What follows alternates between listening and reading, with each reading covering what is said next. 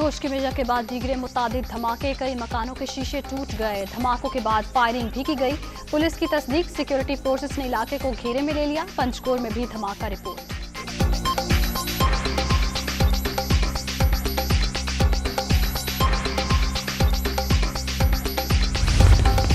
आवाम पर महंगाई के बोझ का एहसास है। आलमी मंडी के असरात से बचाने के लिए इकदाम जारी। सनतकार और बिजनेसमैन आम शहरियों को रिलीफ की फराहमी के लिए हुकूमत के साथ मिलकर चलें।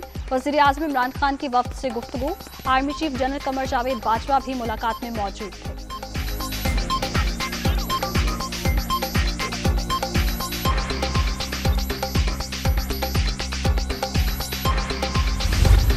मुल्क की तरक्की के लिए हुकूमती पॉलिसीज पर अमल दरामद में पूरा साथ देंगे। सिपा सलार का यादा। दिफाई पैदावार के शोबे में वसी मौके मौजूद। पब्लिक और प्राइवेट सेक्टर में इश्तराक से फायदा उठाया जा सकता है।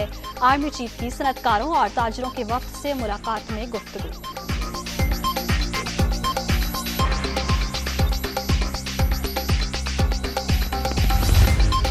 सुपर इवेंट में सुपर मुकाबले। नेशनल स्टेडियम में एक और बड़ा मैच। लाहौर कलंदर्स की जानिब से 200 रन का टारगेट। हदफ के ताक़ुब में पेशावर ज़ल्मी की बैटिंग जारी।